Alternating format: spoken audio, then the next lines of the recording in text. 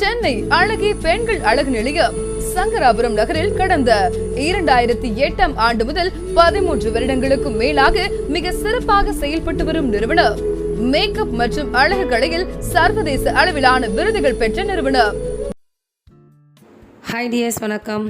நம்ம சென்னை அழகி இலவச அழகுக்கலை வகுப்புகளில் இன்றைக்கி நம்ம பார்க்க போகிறது பெடிக்யூர் கிளாஸ். பெடிக்யூர் எதுக்காக பண்ணிக்கிறோம் அப்படின்றது தெரியுமா? நிறைய பேர் கால்களை அழகுபடுத்துறதுக்காக தான் பெடிக்யூர் பண்ணுறோம் அப்படின்லாம் நினச்சிட்டு இருக்கோம். கால்களை அழகுபடுத்துறதுக்கு மட்டும் கிடையாது, ஆரோக்கியமாக வச்சுக்கிறதுக்காகவும் உடல்நிலையை நோயில்லா ஆரோக்கியமாக வச்சுக்கிறதுக்காகவும் நம்ம பெடிக்யூர் செய்யலாம். அந்த பெடிக்யூருக்கு தேவையான பொருட்கள் அப்படின்னு சொல்லிட்டு இதில் எல்லாமே உங்களுக்கு காமிச்சிருக்கேன், பாருங்கள். ஃபஸ்ட்டு அவங்களுடைய கால்களை தண்ணியில் நனைக்கணும்.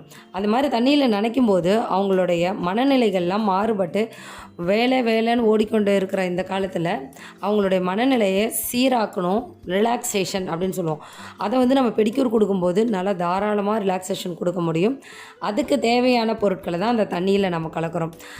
ஹாட் வாட்டர் எடுத்துக்கிறோம். ஹாட் வாட்டர் அப்படின்போது இப்போ நான் பெடிக்யூர் மிஷின்லேயே பண்ணுறேன் இல்லைங்களா? அந்த பெடிக்யூர் மிஷின் நம்ம ஷாப்பில் கேட்டாலே கிடைக்கும். நீங்கள் அதை வாங்கிக்கோங்க. அதை வாங்கிட்டு சுவிட்ச் போட்டிங்கனாலே அது தன்னாலே ஹீட்ரு, மசாஜர் எல்லாமே அதிலே ஒர்க் ஆகும். அது ஒரு முறை வாங்கி நீங்கள் யூஸ் பண்ணி பார்த்தீங்கன்னா உங்களுக்கே தெரியும்.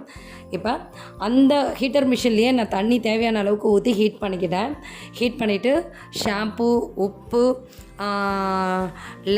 லெமனில் அரை மூடி போட்டால் போதும். நான் ஒரு பழம் முழுசாகவே போட்டிருக்கேன். ஏன்னா இப்போ நான் யூஸ் பண்ண போகிற அவங்க காலுக்கு பெடிக்யூர் செய்ய போகிற அவங்களுடைய கால்கள் வெடிப்பு அதிகமாக இருக்குது அப்படின்னால லெமன் எக்ஸ்ட்ராவே போட்டுக்கிட்டேன். உப்புக்கும் பதில் நம்ம ஸ்பாவோடைய சால்ட் எடுத்திருக்கேன். ஸ்பா சால்ட் அங்கே பாருங்கள், வயலட் கலரில் இருக்குது பார்த்தீங்களா? இதுதான் ஸ்பா சால்ட்டு. இந்த ஸ்பா உடைய சால்ட்டை நம்ம என்ன பண்ணலாம், நம்ம நார்மல் உப்பு போடும்போது தண்ணியிலே ஊற வச்சிடலாம். இந்த ஸ்பாவுடைய சால்ட்டை எடுத்து நம்ம கைகளில் கொட்டிட்டு தேவையான அளவுக்கு எடுத்துகிட்டு அவங்க கால்களுடைய மேலே நம்ம அழகாக மைல்டாக மசாஜ் கொடுக்கணும். நம்ம நார்மல் சால்ட்டு மாதிரி சொரப்பாக இருக்காது. இது சாஃப்டாகவே இருக்கும். அதனால் அவங்க கால்களுக்கு இரிட்டேட்டிங்காகவும் இருக்காது, ரொம்ப சாஃப்டாக இருக்கும். அந்த மாதிரியான ஒரு மைல்டு மசாஜ் கொடுத்துக்கோங்க. அதுக்கு முன்னாடி நல்லா தெளிவாக கேட்டுக்கோங்க. 10 மினிட்ஸ் ஆகுது ஹாட் வாட்டரில் அவங்களுடைய கால்கள் நல்லா ஊறணும். அந்த மாதிரி ஏன்னா அந்த 10 மினிட்ஸில் நல்லா அவங்க கால் நனைச்சிருக்கும் போது நல்ல ஒரு ரிலாக்ஸேஷன் கிடைக்கும். அப்புறம் அதில் ஹச்பி அமோனியா அப்படின்ற ஒரு சொல்யூஷன் நம்ம விடுறதுனால அந்த கால் நகங்களுக்கு எடுக்கலை இருக்கக்கூடிய அழுக்குகள் எல்லாமே உறிஞ்சி எடுத்துரும். அப்போ நம்ம என்னென்ன யூஸ் பண்ணுறோம், அந்த வாட்டரில் ஷாம்பு யூஸ் பண்ணுறோம், லெமன் யூஸ் பண்ணுறோம், அதுக்கப்புறம் ஹச்பி அமோனியா யூஸ் பண்ணுறோம். இந்த மாதிரி யூஸ் பண்ணும்போது அவங்க கால்களில் இருக்கிற அழுக்கு எல்லாமே ஃபுல்லாக உறிஞ்சி எடுத்துருது. அதுக்கப்புறம் தான் நம்ம என்ன பண்ணுறோம், ஸ்பா சால்ட்டை எடுத்து நம்ம கால்களை ஒரு மைல்டான ஒரு மசாஜ் கொடுக்குறோம். மைல்டு மசாஜ் கொடுத்துட்டு திரும்பி தண்ணியில் அதை வாஷ் பண்ணிவிடுங்க. வாஷ் பண்ணதுக்கப்புறம் ஸ்க்ரப்பர் அப்படின்னு சொல்லிட்டு ஸ்டீலில் கிடைக்கும்.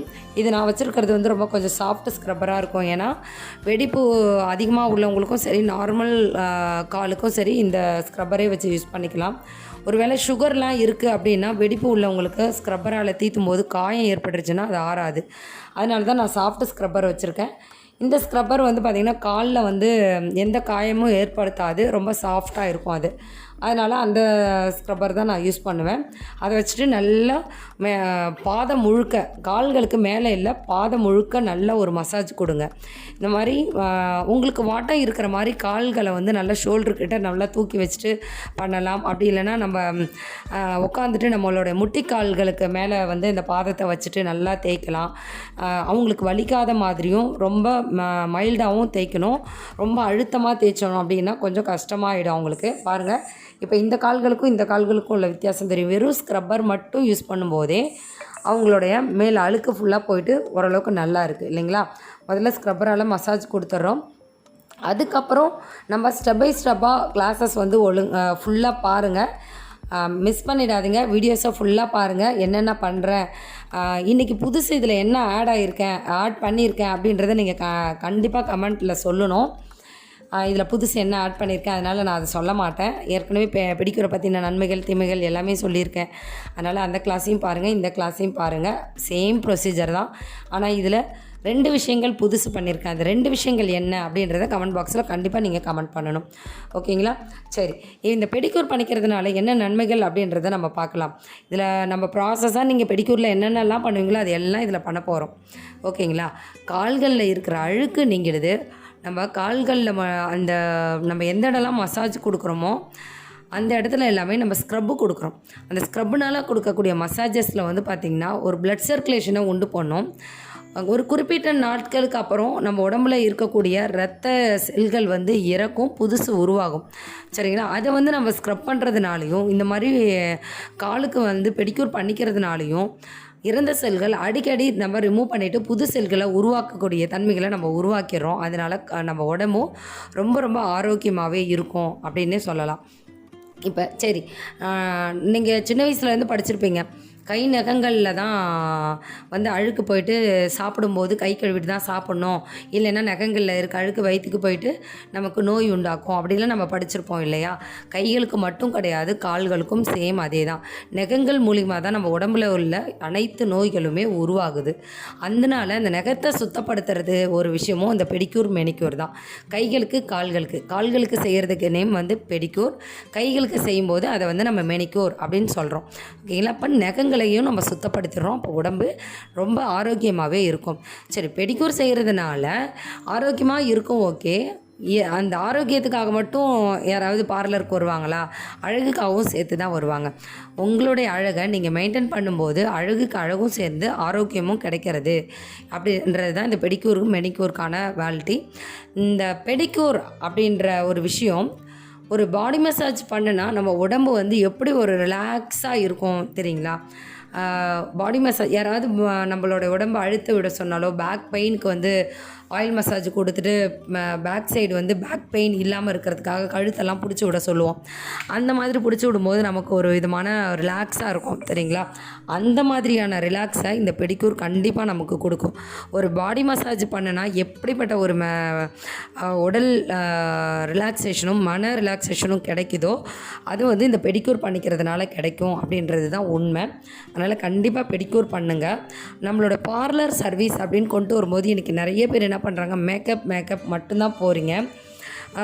பார்லருக்கான சர்வீஸில் நாட்டமாக இருக்க மாட்டேறீங்க. ஏன்னா மேக்கப் போயிட்டு வந்தால் நம்ம 10 ரூபா சேர்த்து சம்பாதிக்கலாம் அப்படின்ற எண்ணம் இருக்குது. ஆனால் இன்றைக்கி ஆரோக்கியத்தை சொல்லித்தரக்கூடிய இடம் வந்து ஹாஸ்பிட்டலை விட அதிகமாக நம்மளுடைய பார்லருக்கும் நமக்கு ஒரு கவனம் தேவை அப்படின்னு நான் சொல்லிக்கிறேன். நமக்கு கவனமாக இருக்கணும். ஏன்னா நம்ம ஒரு டாக்டர்ஸ்கிட்ட மட்டும் அவங்க கிளைண்ட் வந்து அட்வைஸ் கேட்குறது கிடையாது, நம்மக்கிட்டையும் அதிகமாக கேட்குறாங்க. டாக்டர்கிட்டலாம் நின்று கூட பேசுகிறது கிடையாது. இந்த மாத்திரை எப்படி சாப்பிட்ணும், இது சரியாயிடுமா, இப்படி தான் கேட்பாங்க.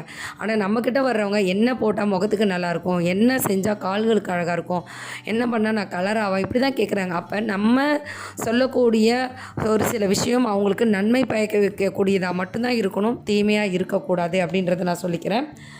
இப்போ நம்ம பெடிக்யூரில் வந்து ஸ்டெப் பை ஸ்டெப்பாக நீங்கள் எல்லாமே பார்த்துட்டு வரீங்க. ஃபஸ்ட்டு நம்ம ஸ்க்ரப்பர் வச்சு பண்ணணும், அதுக்கப்புறம் ஃபியூமிக் ஸ்டோன் வச்சு பண்ணணும், அதுக்கப்புறம் ஒரு பிளேடு மாதிரி ஒன்று காமிச்சிருந்தேன். அந்த பிளேடு வச்சு நம்ம அந்த கால்களில் உள்ள சதைகளை நீக்கிறோம். வெடிப்புனால் ஏற்பட்டு சதைகள் வந்து பிளவாக இருக்கும். அதை வந்து அந்த பிளேடு வந்து ரேசர் மாதிரி குட்டியாக இருக்குது. இன்றைக்கி ட்ரெண்டில் கிடைக்கிது, அது எல்லா காஸ்மெட்டிக் ஷாப்லேயும் கிடைக்கிது. அதை வாங்கிக்கோங்க, உங்களோட பார்லரில் வச்சுக்கோங்க.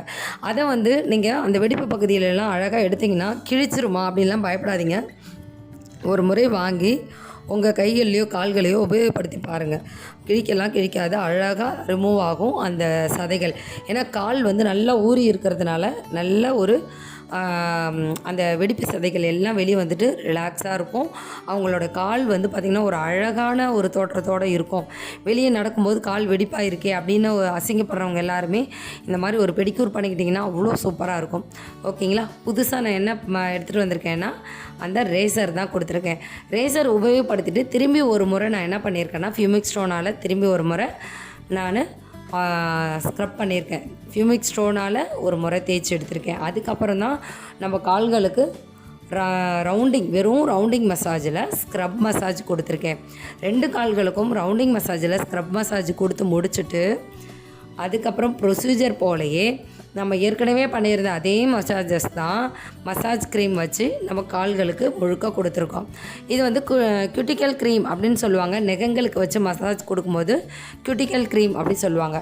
கால்களுக்கு மசாஜ் பண்ணும்போது ஃபுட் மசாஜ் க்ரீம் அப்படின்னு சொல்லுவாங்க. அந்த massage cream food massage cream வச்சு தான் நான் கால்களுக்கு மசாஜ் கொடுக்குறேன்.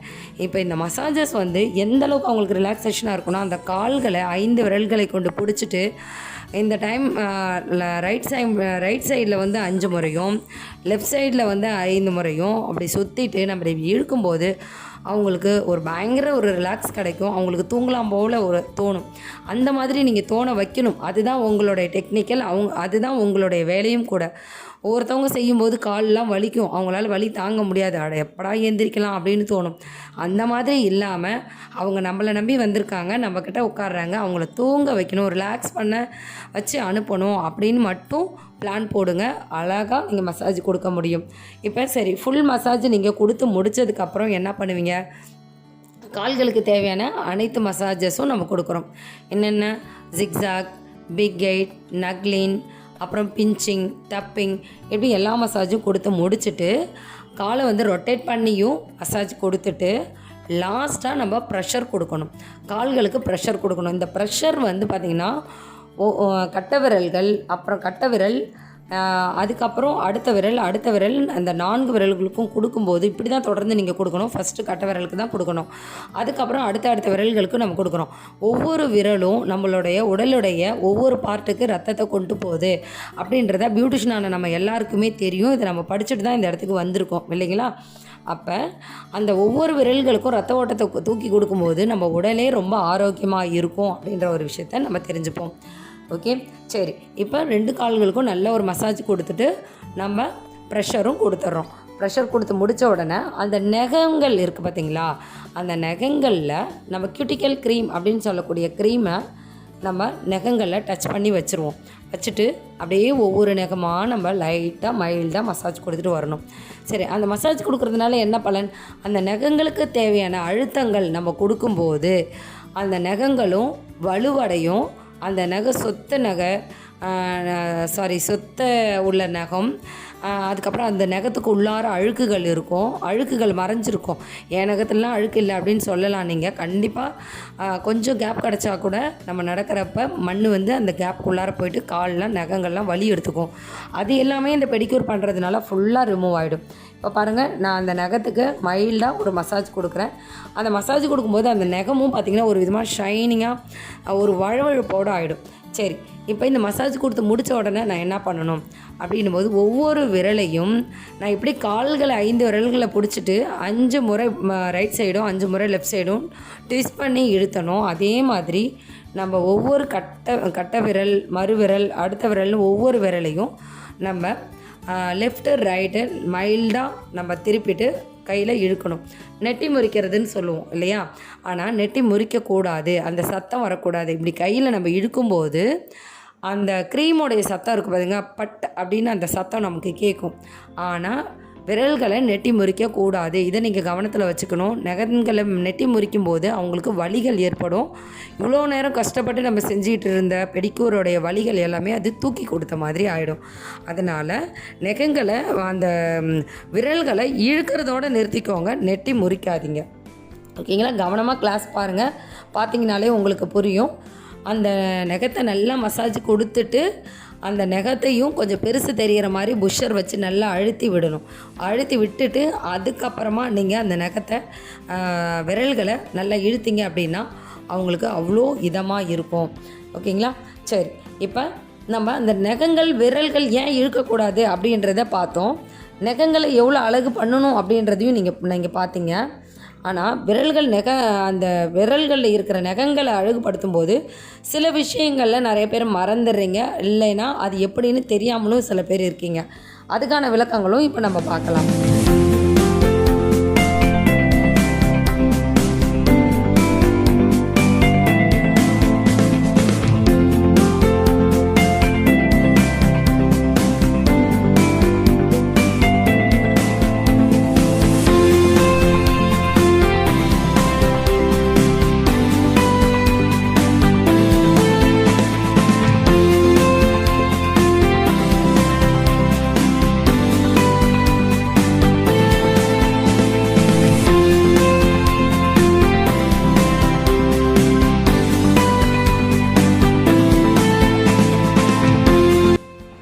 இப்போ நம்ம நகங்களுக்கு மசாஜ் கொடுத்து அந்த நகங்களை ரொம்ப சாஃப்டாகவும் ஒரு விதமான ஷைனிங்காகவும் ஆக்கிடுறோம் இல்லைங்களா. அதுக்கப்புறம் நம்ம அவங்க கால்களுக்கு அந்த நகங்களுக்கு உள்ளார உள்ள அழுக்குகள் இருக்கும். அதை வந்து குதிரையோடைய கால்களுக்கு கீழே இருக்கக்கூடிய அந்த குழம்பு போன்ற பகுதி இருக்குது இல்லைங்களா, அதே மாதிரியான ஒரு சின்ன ஸ்டீலில் கொடுத்துருப்பாங்க. கூப்பர்னு பேர். அந்த கூப்பரில் வச்சு நம்ம என்ன பண்ணலான்னா அந்த நகங்களுக்கு உள்ளார இருக்கிற அழுக்குகளை பொறுமையாக எடுக்கணும். ஏன்னா அந்த மாதிரியான அழுத்தி எடுக்கும்போது என்ன ஆகும்னா அதுக்குள்ளார இருக்கிற அழுக்குகள் மட்டும் வர்றதோடு இல்லாமல் கொஞ்சம் வேகமாக பண்ணும்போது அவங்க கால்களுக்கு உள்ளார போயிட்டு ரத்த கசிவு வர்றதுக்கும் வாய்ப்புகள் இருக்குது. ஏன்னா அந்த பகுதி வந்து ரொம்ப ஷார்ப்பாக இருக்கும். அதனால் எடுக்கும்போது கொஞ்சம் கஷ்டமாக இருக்கும். கொஞ்சம் பொறுமையாக எடுத்தோம் அப்படின்னா ரொம்ப அழகாக நம்ம எடுத்துடலாம். அந்த கூப்பர் அப்படின்ற ஒரு விஷயத்துலையும் அந்த குழம்பு போல வடிவம் இருக்கு இல்லையா, அதில் நீங்கள் வந்து பார்த்திங்கன்னா நகங்களை கட் பண்ணுறது கூடமே அழகாக மைல்டாக எடுத்திங்கன்னா அதுலேயே நகங்களை கட் பண்ணிடலாம். இப்போ நான் அப்படி தான் பண்ணிகிட்ருக்கேன். அதில் இருக்க அழுக்கும் எடுத்துகிட்டு அந்த நகங்களையும் மைல்டாக அதை கட் பண்ணி எடுத்துடுறேன். ஓகேங்களா. அந்த மாதிரி கட் பண்ணி எடுத்துகிட்டு நம்ம ஃபஸ்ட்டு என்ன பண்ணணுன்னா நெய்யில் இது எல்லாமே மசாஜஸ் முடிஞ்சிருது. மசாஜஸ் முடிஞ்சதுக்கப்புறம் நம்ம ஒரு 3 விஷயத்த நம்ம ஃபாலோ பண்ணணும். ஒன்று என்னென்னா nail shaper, nail scrubber, nail shiner. இந்த 3த்தையும் நம்ம பண்ணணும். ஃபஸ்ட்டு நெயிலை நம்ம ஷேப் பண்ணணும். முதல்ல நெயில் ஷேப்பு பண்ணிவிட்டு அதுக்கப்புறம் தான் நெயில் ஸ்க்ரப்பர். நம்ம கால்கள் பாதங்களுக்கு நம்ம எப்படி ஸ்க்ரப்பு பண்ணோம், ஒரு ஸ்டீலில் ஸ்க்ரப் பண்ணோம்ல, அதே மாதிரி இதில் நம்ம நெயில் ஸ்க்ரப்பர் அப்படின்னு சொல்லிட்டு அட்டையில் வரும் உங்களுக்கு. அது ஸ்பாஞ்சிலையும் வருது. இப்போலாம் நிறைய டெக்னிக்கல் மாறிடுச்சு. அதுவும் உங்களுக்கு நாங்கள் காமிச்சிருக்கோம் பாருங்கள். அதில் நெயில் ஸ்க்ரப்பரால் நெயில் ஸ்க்ரப் பண்ணணும். அதுக்கப்புறம் நெயில் ஷைனர் அப்படின்ற ஒன்று இருக்கும். அது மேலே ஷைன் பண்ணிட்டா அந்த நகம் வந்து கண்ணாடி போல் ஜொலிக்கும். எப்படி ஜொலிக்கும் அப்படின்னு பார்த்தீங்கன்னா, நீங்கள் நெயில் பாலிஷ் வைக்கிறதுக்கு முன்னாடியோ இல்லை நெயில் பாலிஷ் வச்சதுக்கப்புறம் அதுக்கு மேலே ஒரு லேயர் நெயில் கலர் நெயில் வைப்பீங்க இல்லையா, நெயில் கலரில் ஒரு நெயில் பாலிஷ் வைப்பீங்க இல்லையா, அது போல் நகம் வந்து ஜொலிக்கும். அதுதான் வந்து நம்மளுடைய ஃபினிஷிங்கான டச்சு, நெயிலோடைய ஃபினிஷிங்கான டச்சு. கால்களுக்கும் அதுதான் ஃபினிஷிங்கான டச்சு. இது எப்படி பண்ணியிருக்கோம் அப்படின்னு பாருங்கள். இந்த கிளாஸ் எந்தளவுக்கு உங்களுக்கு பிடிச்சிருக்கு அப்படின்றதையும் கண்டிப்பாக கமெண்ட்டில் சொல்லுங்கள். இது போல் உங்களுக்கு தேவையான வேறு என்னென்ன கிளாஸஸ் வேணும் அப்படின்றதையும் கமெண்ட்டில் சொல்லுங்கள். Thank you tears.